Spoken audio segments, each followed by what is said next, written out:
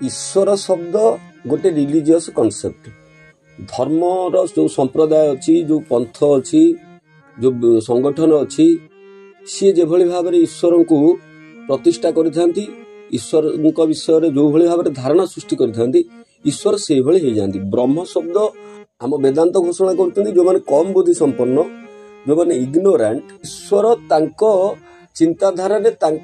मानसिक स्थिति रे जे भली भाव में ईश्वर सजई होती था जहाँ को आम कहती मैन मेक्स गॉड मनीष निजे ता ईश्वर को तैयारी करे यही हूँ ईश्वर। ब्रह्म शब्द एब्सोल्यूट ब्रह्म को अर्थ करने जाई ब्रह्म शब्दर अर्थ कहवाक जाई ब्रह्म को बुझेवाक जाई आम आर्ष ग्रंथ घोषणा करुचंती सर्वदं खलिदं ब्रह्म सबुठी ब्रह्म सबु किछि ब्रह्म ईश्वर ब्रह्म जीव ब्रह्म माया ब्रह्म गुण ब्रह्म प्रकृति ब्रह्म जहा किछि ए प्लानेट ए पृथ्वी ब्रह्म व्यतिरक आउ किछि नै सर्वदं खलिदं ब्रह्म से ब्रह्म को अर्थ करिया पई बुझिया पई उपनिषद घोषणा करुचंती वेद घोषणा करुचंती नेति नेति से अब्सोल्यूट से अखंड से अनलिमिटेड से इनफिनिट तांको कहिया पई बुझेया पई कोनोसी प्रेडिकेट टर्म नाही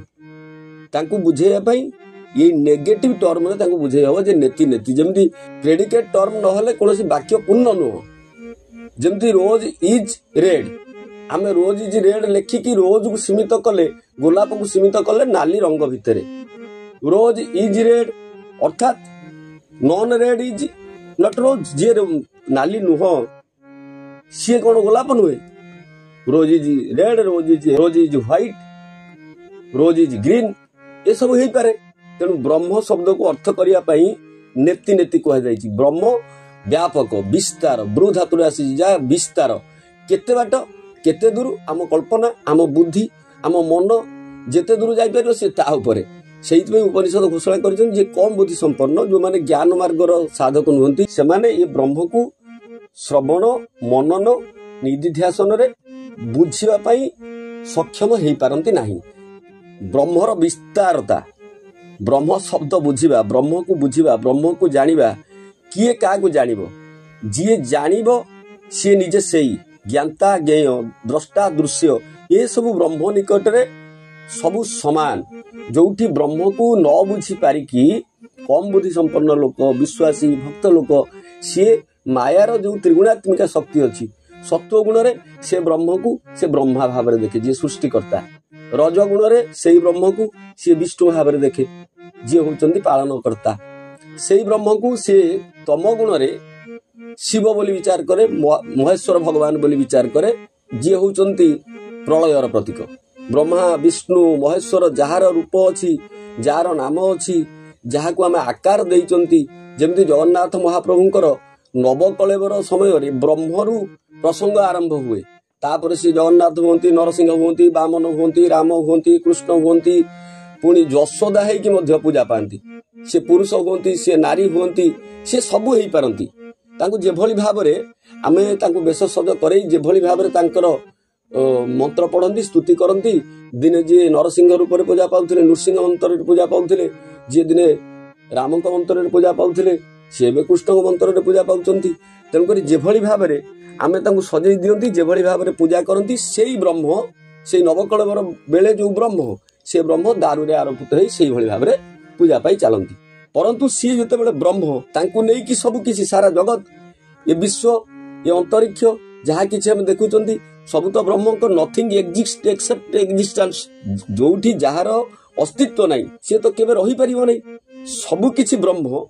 यही इनफिनिट की बुझियापाई यही एब्सोल्यूट को बुझियापाई यही ब्रह्म चेतना को बुझियापाई आमर जो आखि अच्छी आमर जो चिंताधारा अच्छी आमर जो ज्ञान अच्छी ताकू आमे बुझी पारिबानी देखि पारिबानी जानि पारिबानी सेइथिपाई अर्जुन को बुझेला बेले भगवान कृष्ण कहले अर्जुन तोर ए भौतिक आखिरे तू देखि पारिबनु मु तते गोटे आखि दउची रीजन रो आखि मु तते गोटे आखि दउची लॉजिक रो आखि मु तते गोटे आखि दउची गोटे प्रज्ञा रो आखि से प्रज्ञा चक्षुरे से रीजन आखिरे से बुद्धि आखिरे से कारण आखिरे से देखला भगवान कर विराट रूप विश्व रूप को दर्शन कला अनेक बाहुधर वक्त्र नेत्र सब देखला ता भितरे पश्यामि विश्वेश्वर विश्वरूप से रीजन आखिरे आमे जदि देखंती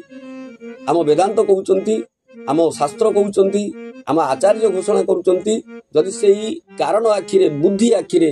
ସେଇ ବ୍ରହ୍ମକୁ ଆମେ ଦେଖନ୍ତି ତାହେଲେ ତାଙ୍କ ବ୍ୟତିରେକ ଦୁନିଆରେ ଆଉ କିଛି ନାହିଁ। ସେ ସବୁଯାକ ହଉଛି ସେଇ ବ୍ରହ୍ମ, ସର୍ବଦଂ ଖଲୁଦଂ ବ୍ରହ୍ମ।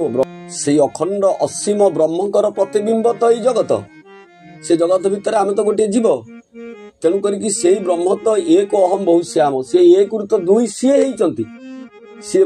ଆମ ଶରୀର ଭିତରେ ଅଛନ୍ତି, ଜଗତ ଭିତରେ ଅଛନ୍ତି, ଜୀବ ଭିତରେ ଅଛନ୍ତି, ଜଗତ ଭିତରେ ଅଛନ୍ତି। ତେଣୁ ଈଶ୍ୱର ଜୀବ ଏ ସଂସାର ଏ ସର୍ବ ଏକ ହି ପ୍ରକାର, ଏହାକୁ ବ୍ରହ୍ମ ବୋଲି ଜାଣି ବେଦରେ ଅଛି ପରିମାଣି। ଆମ ଭାଗବତ ମଧ୍ୟ କହୁଛନ୍ତି ଏ ସମସ୍ତେ ଏ ସବୁ ଯାକ ହଉଛନ୍ତି ବ୍ରହ୍ମ। ଈଶାବାସ୍ୟଂ ଇଦଂ ସର୍ବ ଯତ୍ କିଞ୍ଚିତ୍ କିଞ୍ଚିତ୍ୟାଙ୍ଗ ଜଗତ, ଏ ସାରା ବିଶ୍ୱ ଇଏ କଣ କଣ ବ୍ରହ୍ମ ହିଁ ଅଛନ୍ତି। ବ୍ରହ୍ମଙ୍କର କେହି ବ୍ରହ୍ମର ଅଂଶ ନୁହନ୍ତି, ସବୁ କିଛି ହିଁ ବ୍ରହ୍ମ। ନିରାକାରରେ ଯାହାକୁ ଜଳ ଦେଖୁଛନ୍ତି, ଆକାରରେ ସେ ହଉଛି ବରଫ। ସେଇ ଆକାର ଭିତରେ ନିରାକାର ଲୁଚିକି ଅଛି, ନିରାକାର ଭିତରେ ଆକାର ଲୁଚିକି ଅଛି। ଜଳ ଭିତରେ ବରଫ ଲୁଚିଛି, ବରଫ ଭିତରେ ଜଳ ଲୁଚିକି ଅଛି। ସବୁ ଯାକ ଯଦି ବ୍ରହ୍ମ, ସବୁ ଯାକ ଯଦି ଈଶ୍ୱର, ସବୁ ଯାକ ଯଦି ଭଗବାନ, ବ୍ରହ୍ମ ବ୍ୟତିରେକ ଆଉ ଯଦି କିଛି ନାହିଁ, ତାହେଲେ ଏଠି କିଏ କାହାକୁ ପୂଜା କରିବ? ଏଠି କିଏ ସେବ୍ୟ ହବ ଆଉ କିଏ ସେବକ ହବ?